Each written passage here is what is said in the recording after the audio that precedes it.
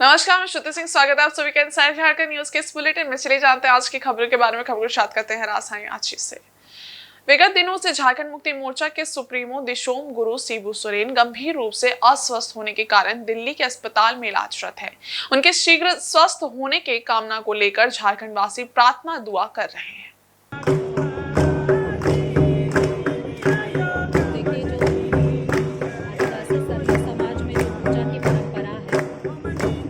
इसी के तहत राजधानी रांची के ऐतिहासिक सिरमटोली सरना स्थल पर आदिवासी समुदायों के द्वारा सरना प्रार्थना सभा का आयोजन किया गया और आदिवासी रीति परंपरा के अनुसार शिबू सोरेन के स्वास्थ्य कामना को लेकर सच्चे हृदय से प्रार्थना की गई। इस प्रार्थना सभा के आयोजन के उपरांत आदिवासी समुदाय के अगुआ ने बताया कि माननीय शिबू सोरेन जी के शीघ्र स्वास्थ्य कामना को लेकर सरना प्रार्थना सभा का आयोजन किया गया है।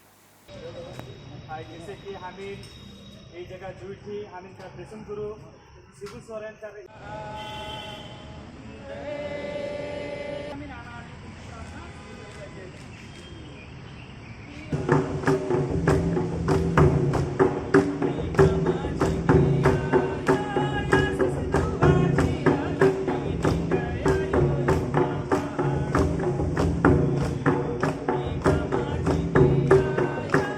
हम लोगों ने पता किया है तो अभी सुधार हो रहा है उसका तबीयत में, और बहुत जल्द ही हमको लगता है कि मतलब 2-4-5 दिन के अंदर वो स्वस्थ होकर के फिर पुनः झारखंड रांची में आएंगे अपने आवास पर। और झारखंड में जिस तरह का हालात है उस पर वो सरकार के सहयोग जिस तरह का जान रहे कि उनकी बेटा खुद अभी मुख्यमंत्री हैं श्री हेमंत सोरेन जी, उनकी और उनकी वाइफ पूरी तरीके से वहाँ लगी हुई हैं, और वो लोग भी चाह रहे हैं कि जल्द से जल्द बाबूजी उनका गुरुजी जो है स्वस्थ हो।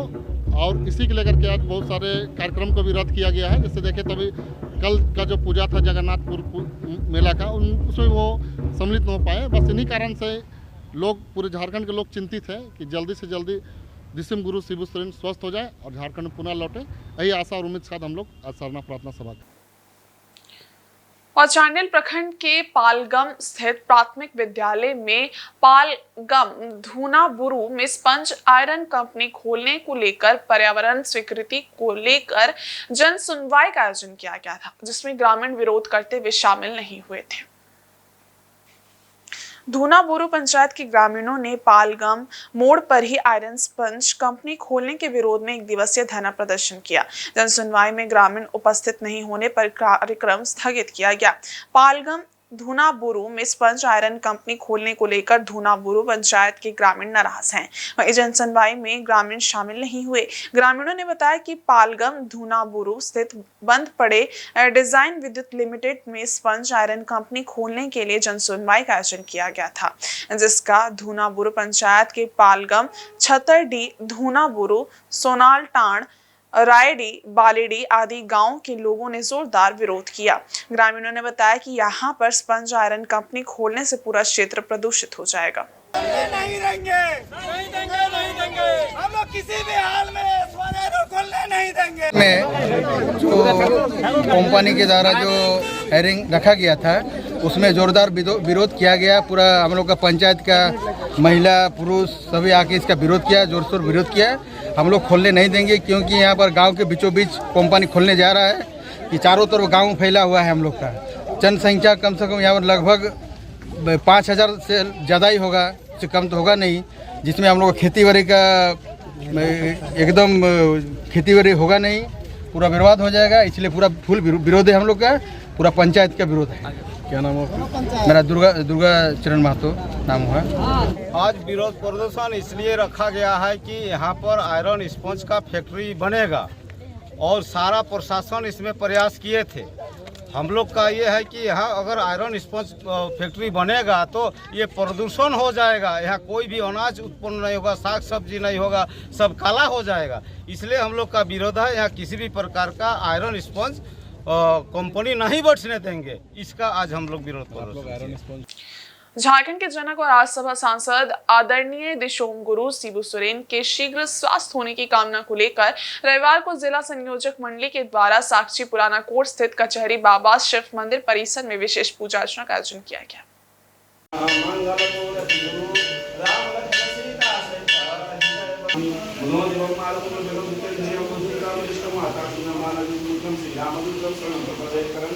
आपको बता दें कि शिबू सोरेन पिछले कई दिनों से अस्वस्थ हैं और दिल्ली के सर गंगाराम अस्पताल में इलाजरत हैं। उनके बेहतर स्वास्थ्य की कामना पार्टी के नेताओं, कार्यकर्ताओं और झारखंड आंदोलनकारियों ने विधिवत पूजा अर्चना कर भगवान शिव से प्रार्थना की। इस दौरान सभी उपस्थित लोगों ने मंत्रोच्चार के साथ गुरुजी के जल्द स्वास्थ्य होने की प्रार्थना की।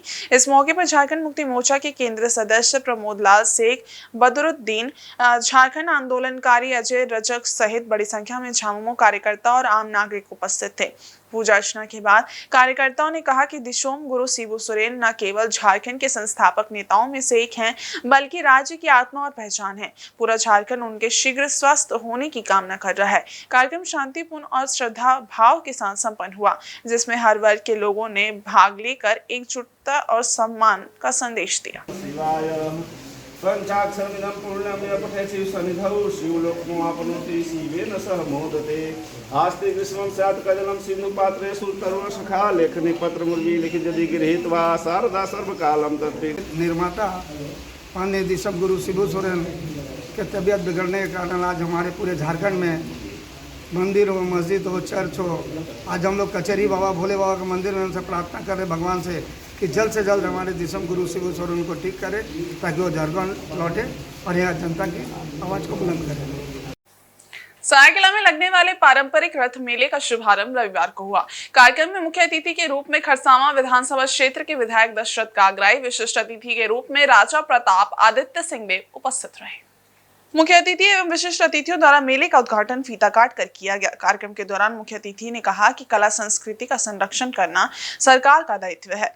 सरकार अपना दायित्व निभा रही है, इसमें आम लोग अपनी सहभागिता दें। उन्होंने कहा कि मेला को संरक्षण देने में श्री जगन्नाथ मेला समिति द्वारा बेहतर प्रयास किया जा रहा है। इसके संचालक को एवं समिति के सदस्यों को धन्यवाद। कार्यक्रम में श्री जगन्नाथ मेला कमेटी के अध्यक्ष मनोज कुमार चौधरी, छोटेलाल साहू, गोविंद साहू, मनोज, सुदीप कवि, आकाश अग्रवाल, विकास चौधरी एवं अन्य उपस्थित रहे। ये मेला 10 जुलाई तक रहेगा। इस दौरान विभिन्न प्रकार के झूले एवं मीना बाजार लगा रहेगा।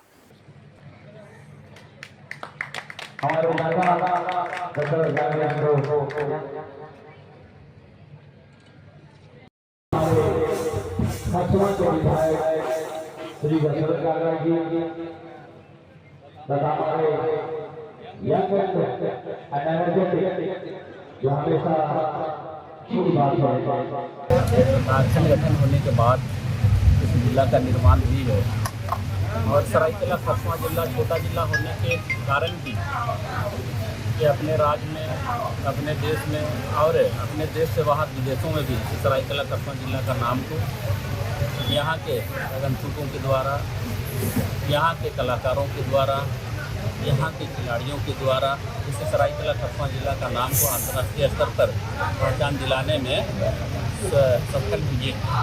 मैं रथ यात्रा के इस अवसर पर सरायकेला वासियों का मैं आभार करूँगा, क्योंकि ये सरायकेला खरसावां जिला ये उड़िया भाषा भाषी क्षेत्र है और हम लोग काफ़ी शालीनता के साथ भगवान जगन्नाथ का हम लोग आशीर्वचन लेने के साथ साथ यहाँ लगभग 7 दिन तक जो ये रथ यात्रा का मेला लगती है, इस मेला में लोगों का क्षेत्र से एक आस्था रहती है।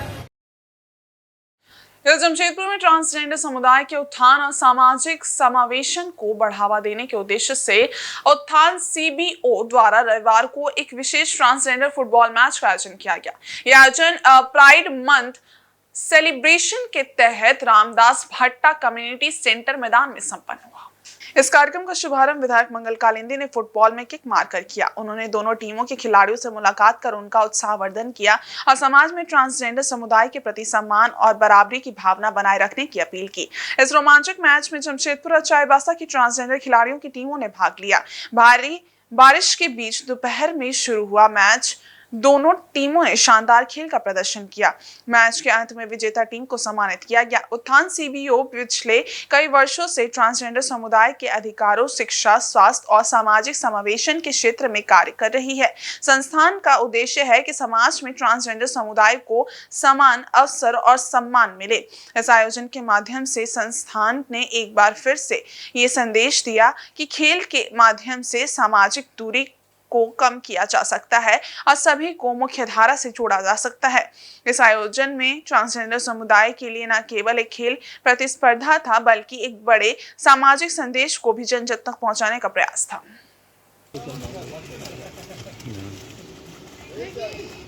रिकॉर्डिंग करते समय काहे बोलता है तुम? प्राइड मंथ चल रहा है। जून माह जो होता है वो प्राइड मंथ होता है और प्राइड मंथ के का विशेष महत्वपूर्ण है हमारे लिए, क्योंकि ये हमारे गौरव को बताता है।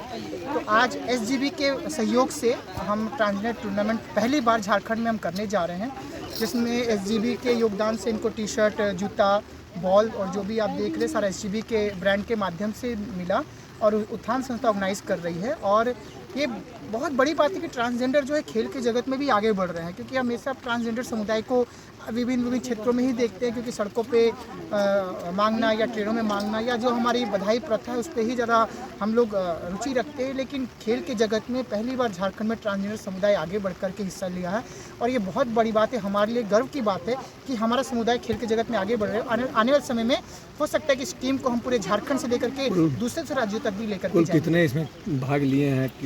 देखिए, इसमें दो टीम है। इसमें टीम ए जो है जमशेदपुर से और टीम बी है जो चाईबासा से। तो चाईबासा और जमशेदपुर के बीच में आज हमारा ट्रांसजेंडर टूर्नामेंट होने जा रहा है। आने वाले दिन में रस स्तर करेंगे, लेकिन देखिए क्या है कि सरकार का तो आप जानते हैं कितना ध्यान हम पर है। अभी तक शौचालय जैसी रविवार सुबह से ही सरायकेला जिले में रिमझिम बारिश का दौर जारी है। लगातार हो रही इस बारिश ने जनजीवन को खासा प्रभावित किया है। सुबह से ही आसमान में घने बादल छाए हुए थे और कुछ ही देर में हल्की बारिश शुरू हो गई। इस वजह से मौसम सुहाना हो गया, मगर शहर में खोदी गई सड़कें भीग कर कीचड़ में तब्दील हो गई। बारिश के कारण बाजारों में सन्नाटा पसरा रहा। ग्राहकों की भीड़ ना के बराबर थी। आमतौर पर व्यस्त रहने वाले बाजार आज खाली खाली नजर आए। आदित्यपुर के कल्पनापुरी इलाके में बारिश से गली मोहल्ले की नालियां पानी से लबालब रही हैं और नालियों का पानी सड़कों पर बह रहा है। लगातार हो रही बारिश को लेकर स्थानीय लोगों ने कहा कि बारिश होने से जल जमाव की समस्या बढ़ गई है।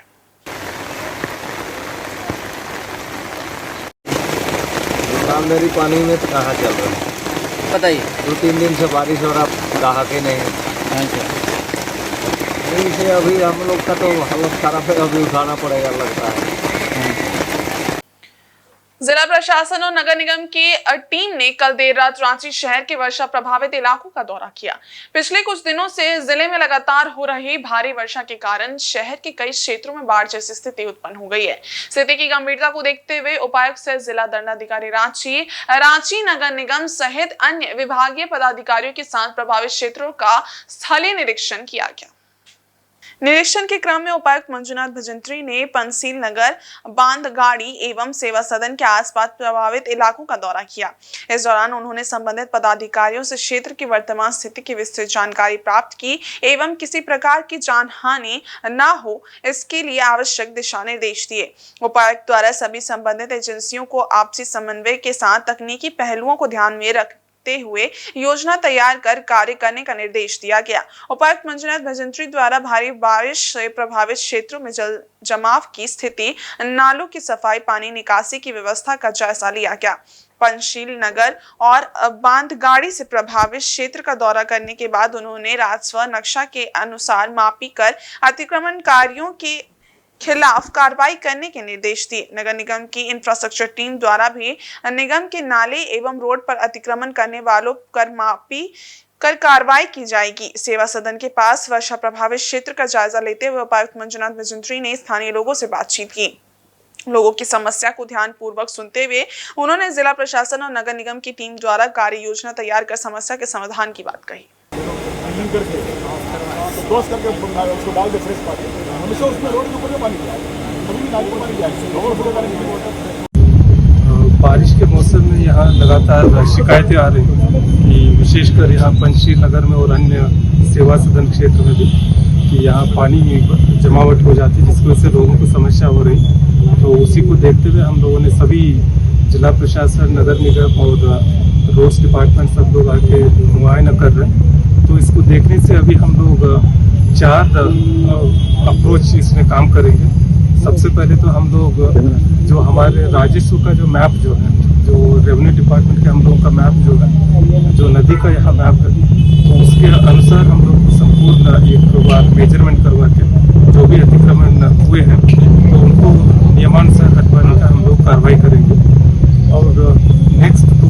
नगर निगम के जितने भी यहाँ नाले हैं, फिर उसके बाद रोड है, वो सब जो कब्जा हुआ है उसका भी हम नोटिस देके उसको हटाने की कार्रवाई करेंगे। और तीसरा जो है कुछ एम्यूनिटीज़ का यहाँ ज़रूरत है, जैसे कि अभी यहाँ नेशनल हाईवे के ऊपर हम पहले यहाँ पर लोग बता रहे हैं कि यहाँ पानी ऊपर आ जाती बारिश में, तो नीचे और बड़ा पाइप की आवश्यकता है जहाँ पानी पास होगी। तो उसके लिए हम लोग जो है यहाँ कुछ इंटर डिपार्टमेंट टीम यहाँ बैठकर रोड, नेशनल हाईवे, नगर निगम और जिला प्रशासन मिलकर एक कंसल्टेड प्लान करके उसमें काम करेगी। और चौथा जो है कि इस तरह के समस्याएं नहीं आए, और उसके लिए हम लोगों को जितने भी लोग हैं उन लोगों को भी लगातार हम लोग अनुरोध कर रहे हैं कि नदी को अतिक्रमण न करें, नहीं तो जिला प्रशासन के ऊपर कड़ी कार्रवाई करेगी। और उसी तरह जो भी नाले हैं, रोड है, उनका भी अतिक्रमण नहीं करें, नहीं तो ये समस्याएं लगातार बनी रहेगी। और जो हम लोगों का इन्फोर्समेंट टीम जो है वो उनके ऊपर कार्रवाई भी करेंगे। तो ये सारे हम लोग राज्य सरकार के निर्देश के आलोक में कार्य करेंगे। सर, सूचनाएं यही आ रही थी कि 7 घरों पर जमशेदपुर स्थित बिष्टुपुर के माइकल जॉन सभागार में शनिवार को all India Santali film association ने ऑल चिकी लिपि के 100 साल पूरे होने पर खुशी मनाई। साथ ही सभी ने मिल के संताल हूल दिवस भी मनाया। ये समारोह संताल विद्रोह के नायकों शहीद सिद्धो कानो की याद में था। कार्यक्रम में मुख्य अतिथि के तौर पर सांसद विद्युतवरण महतो और विशिष्ट अतिथि के रूप में पूर्व सांसद कृष्णा माड़ी, आरकाजन यूनिवर्सिटी के कुलपति एस रज्जी, जोसलाई तौरफ, परगना दशमत हांसदा, साहित्यकार भोगला सोरेन, अधिवक्ता राजेश शुक्ल और आसेका के महासचिव शंकर सोरेन मौजूद थे। इस मौके पर अतिथियों ने रमेश हांसदा द्वारा लिखी गई एक नई किताब संताली सिनेमा और दशरथ हांसदा ए अनटोल्ड स्टोरी का विमोचन किया। ये पुस्तक हिंदी, अंग्रेजी और संताली तीनों भाषाओं में लिखी गई है। सांसद विद्युतवरण महतो ने कहा कि ये किताब युवाओं के लिए एक मील का पत्थर साबित होगी और इसके माध्यम से देश दुनिया के लोग संताली सिनेमा के इतिहास को जान पाएंगे।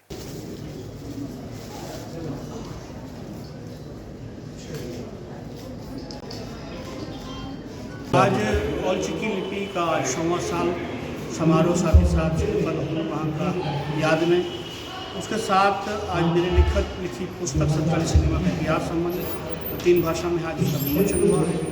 काफ़ी सांस्कृतिक आयोजन आज हमारे बीच हो रहा है और ये कार्यक्रम समाज के लिए बहुत ही प्रेरणादायक है। मुख्य अतिथि के रूप में मातो जी, एस रजी साहब, कई गणमान्य व्यक्ति आए हुए हैं और मैं समझूंगा कि ये कार्यक्रम आने वाले दिनों में समाज के लिए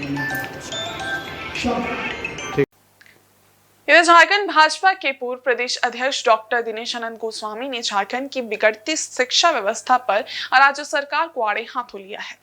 शनिवार को जमशेदपुर महानगर के साक्षी स्थित जिला भाजपा कार्यालय में आयोजित प्रेस वार्ता के दौरान उन्होंने कहा कि झारखंड में शिक्षा व्यवस्था पूरी तरह अराजकता की स्थिति में पहुंच गई है और राज्य सरकार की घोर उदासीनता और कुप्रबंधन के कारण आज प्रदेश के लाखों विद्यार्थियों का भविष्य अधर में लटक गया है। इस दौरान भाजपा जमशेदपुर महानगर अध्यक्ष सुधांशु ओझा, जिला उपाध्यक्ष संजीव सिन्हा, जिला मीडिया प्रभारी प्रेम झा, सह मीडिया प्रभारी अखिल सिंह मौजूद रहे। प्रेस वार्ता को संबोधित करते हुए डॉक्टर गोस्वामी ने कहा कि वर्ष 2020 में लाई गई नई शिक्षा नीति के तहत देश भर में डिग्री कॉलेजों से इंटरमीडिएट की पढ़ाई को अलग करने का निर्देश दिया गया था।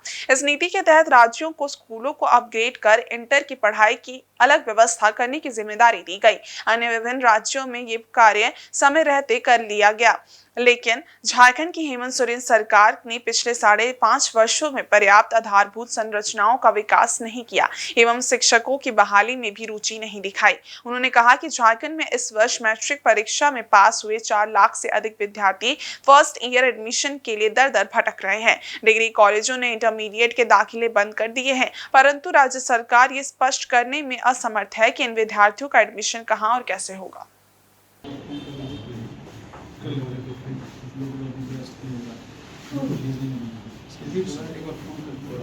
पाने के लिए उलूल जुलूल लोग बोल रहे हैं। ये राज्य सरकार की असफलता है, विफलता है राज्य सरकार की, लेकिन इस विफलता का खामियाजा इस प्रदेश के लाखों विद्यार्थी भुगत रहे हैं। और आपको बताएं, आप भी सहमत होंगे, सरकारी विद्यालयों में और जो सरकारी कॉलेज है उसमें अधिकांश विद्यार्थी गरीब परिवारों के विद्यार्थी पढ़ते हैं। गरीब विद्यार्थी खास करके जो अभिभावक निजी स्कूलों में या बाहर पढ़ाने में एफोर्ट नहीं कर सकते, वैसे विद्यार्थी पढ़ते हैं सरकारी स्कूलों में और डिग्री कॉलेजों में, अधिकांश, मैं पूरा नहीं बता रहा, अधिकांश। तो इस गरीब विद्यार्थियों के साथ झारखंड सरकार उनके भविष्य को दांव पे लगा दी है। इसलिए हमारा इसमें कहना है सरकार शीघ्र सार्वजनिक करे कि इंटर की पढ़ाई की उनकी आधारभूत संरचना क्या है, कहाँ पर कितने विद्यार्थी पढ़ेंगे, किन संख्याओं में पढ़ेंगे, क्योंकि इंटर में साइंस, कॉमर्स, आर्ट्स 3 संकाय होते हैं, उन संख्याओं के बारे में बताए ताकि विद्यार्थी वहाँ एडमिशन के लिए जाए। और सेकेंड ईयर के स्टूडेंट्स कहाँ पढ़ेंगे, द्वितीय वर्ष के विद्यार्थियों का समायोजन कहाँ होगा, ये तुरंत बताए। उसका क्लासेस शुरू हो गया है, रीओपन हो गया, इसीलिए आज हम लोग प्रेस कॉन्फ्रेंस कर रहे हैं। रीओपन हो चुका है यूनिवर्सिटी और कॉलेज। तो वो जो विद्यार्थी हैं डेली चक्कर लगा रहे हैं सड़क पर, हमारे घर के बेटे बेटियों को क्या सड़क पर पढ़ाई के लिए उतरना चाहिए? अब ये सरकार इस प्रकार की स्थिति हो गई कि बच्चे सड़क पर उतर रहे हैं कि हमारा कहाँ हम पढ़ें, हमारा भविष्य का क्या होगा, इसको लेकर लोग सड़क पर उतर रहे हैं। तो शिक्षा के बारे में इतनी उदासीनता, इतनी नेग्लिजेंसी इस सरकार की है, ये कभी किसी ने सोचा नहीं था। अभी हाल ही में आप लोग, वो भी हम लोगों ने उजागर किया है, 5 दिन पहले चाकुलिया में जो नोटबुक। वहीं पूर्वी सिंहभूम जिला स्थित पोटका के कोवाली थाना क्षेत्र के हरीना स्थित गुडरा नदी का जलस्तर बढ़ गया है, जिसके कारण लव कुश आवासीय विद्यालय स्कूल पूरी तरीके से डूब गया है। वहीं इसके कारण छोटे छोटे बच्चे अपनी जान बचाने के लिए स्कूल के छत पर बैठ गए हैं। बच्चों को स्कूल से निकालने के लिए कोवाली थाना प्रभारी धनंजय कुमार पासवान दल बल एवं स्थानीय लोगों के साथ मौके पर पहुंचे। वहीं सबके सहयोग से मौके से 162 बच्चों को रेस्क्यू किया गया। ग्रामीणों ने कहा कि कल से लगातार बारिश हो रही है, जिससे गुडरा नदी का जलस्तर काफी बढ़ गया है।